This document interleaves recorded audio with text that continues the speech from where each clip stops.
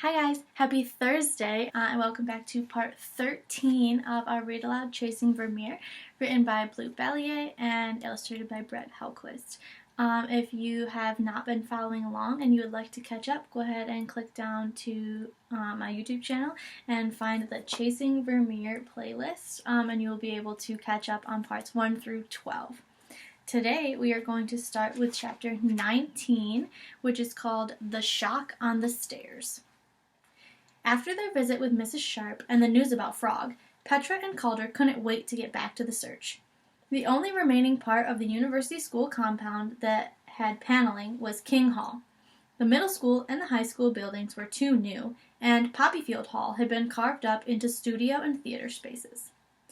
Used only for college classes and offices, King Hall was practically empty after school. Starting on the first floor, Petra and Calder worked their way upstairs. There seemed to be miles of dark wood. Leaving the lights out, they ran their hands along square panels in lecture rooms, tapping softly and looking for hidden compartments. They opened closets and cupboards, but all were empty. They leaned on grates and rattled bulletin boards. The building seemed discouragingly solid. This place is dead compared with Delia Dell, Calder said, looking out at the bright building across the street. Completed in 1916, Delia Dell Hall boasted countless gargoyles and faces half hidden in decades of ivy. There were stone turrets, an assortment of chimneys, and casement windows. In addition to the original rooms, it had a pool, a pub, and a modern movie theater. Parties and performances were held there. The building cast a warm yellow glow on the snow, a glow that sent fingers of light into the dark classrooms of King. So much for my U for the U school pentomino idea, Petra said, standing next to Calder at the window. Guess she's not here. How about a quick look in Delia Dell before we go home? Sure. Plus, we can get M&Ms there, and I'm starving. Their voices faded into the early darkness as they headed across the street, leaving the quiet of King Hall to resettle behind them. Calder and Petra sat on a long bench on the first floor in Delia Dell, sharing blue ones and a bag of potato chips. Snow was falling, magically softening and erasing the university world beneath it. They piled jackets and hats and gloves into a damp mound beside them. Several college students on the other side of the room were talking about a Latin class. A man with heavy eyebrows sat reading a newspaper. A professor with a head like a pink bowling ball hurried in the direction of the pool, towel under his arm. A woman carrying a giant ring of keys passed their bench and headed up the stairs. Calder could hear the sharp click of a door opening and the thunk of a lock sliding into place from inside. Petra didn't seem to notice any of this. She was eating steadily, looking straight ahead of her with a sleepy expression. Calder was feeling talkative. Wow, this whole place is wood. Look at that staircase. I've never really noticed it before. It looks like something from an old movie. You know, like Betty Davis would be standing at the top? Right. Petra stood up and stretched. Come on, it's getting late. Away from the entrance hall, they wandered through room after empty room of paneled wood, stone fireplaces, tiled floors. They stayed in the older parts of the building. Neither had realized how big the original part of Delia Dell Hall was. It twisted and turned gracefully, a rectangular dance with surprises in scale and mood. One moment it was grand, the next cozy. There was a huge ballroom space on the first floor, with Tai Chi class going on in one corner. Across the way was a miniature reception room, followed by what looked like a dining room. Plaster grapevines covered the heavy beams overhead, and the walls, paneled in rectangles of varying sizes, were interrupted here and there by almost invisible doors. A small wooden knob and a keyhole were the only indications that something might be up. One door led to an old-fashioned kitchen, one to a back staircase, and 3 or 4 others were simply locked. The dining area opened into a sunny library with a generous fireplace. Over the mantel, a wooden scroll read, "Dedicated to the life of woman at University of Chicago." Carved lions and horses flanked the dedication. Petra stood in front of it, admiring the elaborate Gothic letters. Cool. I wonder what that means. My mom told me this was the first place at the university where women students could hang out. Anyway, Calder said, let's keep going. On the second floor, there were some offices and 3 empty lecture rooms, all with rows of wooden chairs, old oil paintings on the walls, and elaborate leaded glass windows. The third floor had a miniature theater. The walls of the room facing the theater were covered with a parade of young people in medieval costumes dancing, playing, and talking with one another in an idyllic country setting. The north wall had vaulted windows with French doors that opened onto a roof terrace. Petra and Calder stood, awed, at the entrance to the room. A red velvet curtain covered the stage, and on either side was a small wooden door. Propelled by the same urge, they walked slowly towards the stage. There was no one in sight. Without a word, Calder tried the door on the right-hand side. It opened. 3 short steps led up to a tiny backstage area. They crept inside, stepping over frayed curtain ropes, a lute with no strings, a plastic pitcher, and an old broom. "These look like props for a goofy Vermeer," Calder said. He thought Petra would smile, but she didn't seem to be listening. "Not much place to hide," was all she said. Petra suddenly felt as though she had forgotten something important, or as if she was supposed to be someplace but couldn't quite remember where. Or maybe it was that she didn't feel well. It was an effort to talk. Back on the second floor, she wandered over to a window seat and sat down. Being next to the casement window felt oddly comforting. Calder was down on all fours, looking up into the fireplace. "I'm just checking for hidden shelves. This building could be filled with secrets we haven't even imagined, you know?" Hearing no response, he peered around at her. "What's the matter? You look like you're half asleep." "Calder, these windows." Calder sat up. "Yeah," he said slowly. "Kind of like Vermeer windows." Petra looked around the room. "And the paneled wood? I mean, millions of old buildings have paneled wood. But these rectangles." Petra's voice trailed off, and she stared at her reflection in the darkening glass. Calder came over and sat down quietly next to her. "Do you want to look around some more?" he asked, sounding like his parents when they were trying to get him to do something, but he didn't want to be too obvious. Petra looked steadily at him. "Calder, what are you thinking?" "That you sound like we might be getting warm." Petra was suddenly feeling horribly warm. "I might just be getting sick. Come on, let's get out of here." They headed back to the first floor. They passed the weasels that became brass door handles, the carved flute player overhead, the stone lions mounted high above the landing. Petra, resting her hand on the railing as they walked slowly down the sweeping staircase, stopped with a jolt. Calder kept going. The railings were a delicate tangle of iron grapevines and creatures. There were birds, mice, and lizards. Instead of newel posts at the bottom of the staircase, an intricately carved oak monkey clung to either side of the railing. Monkey, panel, vines, flute, finds. She could feel the blood beating wildly in her temples. Monkey, vines. Monkey, vines, panel, flute, finds. Finds. Mrs. Sharp's words. Petra stood frozen, one hand gripping the railing.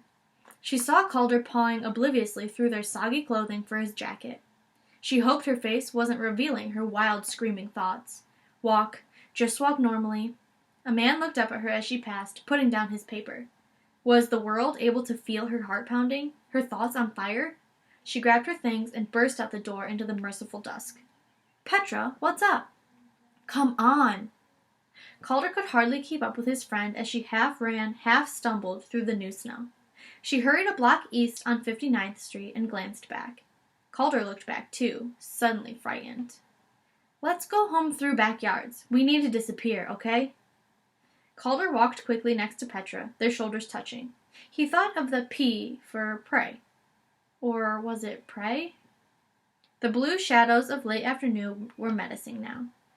Bushes between houses seemed filled with pools of darkness, and people hunched against the cold looked dangerous. When she was satisfied that they weren't being followed, Petra stopped. "Calder, this is it." He looked around at the deserted alleyway and shivered. "This is what? I think we found her." Chapter 20. A Maniac. As Petra brushed her teeth that night, she went over what had happened in Delia Dell Hall. There had been a clear zap in her mind. It reminded her of the time she'd been plugging a frayed lamp cord into the wall and her finger had landed on bare wire. Had Mrs. Sharp let something slip? Was she hoping they'd pick up her clues? Petra thought of what Miss Hussey had once said about criminals wanting to be discovered. If Mrs. Sharp and Miss Hussey had been collaborating... And then, as if someone had changed the prescription on her glasses, she suddenly saw how wild her ideas had gotten. Were she and Calder crazy to think those two women could be mixed up in the theft? Their suspicions about their neighbor and their teacher suddenly seemed overwrought and childish. How could this staircase experience be anything but a huge, strange coincidence? First of all, she and Calder and Mrs. Sharp had been playing a game with pentominoes. Mrs. Sharp obviously had never seen a pentomino before. The words she had made up that afternoon were not something she had planned. Second, she was an old lady. She was the widow of a murder victim. She had gotten a letter from the thief, and after weeks of worrying, she had turned it in. She had asked for police protection, and Miss Hussey was a young teacher and a dedicated one. Why would she ever get mixed up in a major art theft? Petra tapped her toothbrush on the sink in a businesslike way. Her imagination had run away with her and Delia Dell. Hoping to get the mystery solved, she had jumped to some ridiculous conclusions. All this looking was making her crazy. The zap was probably from not feeling well, and Mrs. Sharp's pentomino words were nothing more than a magnificent Charles Fort incident. The stolen painting was probably in Switzerland, or Brazil, or Japan. She had apologized to Calder in the morning for scaring him. In 2 days, it would be her 12th birthday. 12-year-olds were old enough to sort out what made sense and what didn't. Petra put down her toothbrush and, sitting on the edge of the bathtub, waited for the water to get hot. She suddenly thought about the lady. Am I thinking clearly? She wanted to ask her. Did I just imagine what happened today? Are you in Delia Dell? She waited for a response, and there wasn't one. Doubt seeped back into her mind. Since when had she been so rational? Imagining. That was what she was best at. And hadn't she and Calder agreed that they needed to rescue Miss Hussey? And how about that letter she found in Mrs. Sharp's bushes? She hopped into the tub and put a hot washcloth on her head. Letting her neck flop backward, she closed her eyes. Suddenly, she found herself picturing a rectangle inside a triangle. It was more a feeling than an image. She dunked her head, letting the water run into her ears. Couldn't she stop thinking? It was a sparkling, whiter-than-white winter morning, a morning of brusque sky, inky black branches, and the blinding, two-dimensional look of new snow. Glancing out her window as she dressed, Petra thought that the branches could be rivers on a map or cracks on a blue plate. Maybe they were symbols in an unknown code. How do we know that trees don't talk deliberately with their branches, giving slow, intricate messages with an unnoticed vocabulary of shapes? Calder's thinking was infectious. Whistling happily, Petra flew down the stairs to breakfast. The world felt rich with possibility. Her practical reasoning last night now seemed cowardly, unimaginative. What had gotten into her? She thought of the thief's phrase, "I congratulate you on your pursuit of the truth." It was Saturday morning, and her parents, still in pajamas, their heads almost touching, were absorbed in an article in the Chicago Tribune. They looked upset. "The guy is a maniac, a self-absorbed lunatic." Petra's father slammed his hand against the table. All the cereal bowls jumped. "What's wrong?" Petra froze. "More news on the Vermeer painting. We'll all have to pray that the FBI knows what they're doing." Frank Andely stood up as he spoke, putting a hand on his daughter's shoulder. "Aren't you glad you aren't responsible for saving one of the world's masterpieces from a maniac?" "Yeah, Dad." Her heart sinking, she began to read. The National Gallery of Art received the following anonymous letter yesterday. The last communication from the thief, an advertisement sent to the Chicago Tribune, had been mailed from Florence, Italy. The letter received yesterday was mailed from a post office in Washington, D.C. Both the FBI and the National Gallery of Art felt it was important that the public know immediately about the thief's latest intentions. Dear National Gallery, the recently released book, The Vermeer Dilemma, What Happens Now, points to the public's overwhelming response to my letter and the 3 advertisements I took out in newspapers around the world. They have, indeed, come to agree with me. Now it is up to you and to your colleagues to agree, publicly, with us all. I demand that you write letters to all other owners of Vermeer paintings. You are to state that my point of view is a valid one, and to request that the attributions that I identified earlier be changed immediately. If these attributions are not changed within 1 month, by January 11th I will, against my desires, destroy A Lady Writing. I will consider it a sacrifice in the interest of truth, a lesson for those too rigid, too dishonest to do what is right. I am old and will not live long. I will, however, live to see this resolved on museum walls and in writing, or, to the horror of us all, in ashes. I beg of you to spare A Lady Writing. If you look into your hearts, I know that you will, as I predicted in November, come to agree with me. Do what is right. Petra dropped the paper and rushed out of the kitchen. And that's where we're going to stop for today. What do you think? Do you think that Petra's feelings are right and that they're onto something and they're going to find the painting? I am very curious to find out. I hope you are enjoying this story and that you come back tomorrow to figure out what goes on next. We are really super close to the end of our book here. Not too many chapters left. I hope you enjoy the rest of your day, and I'll see you tomorrow. Bye!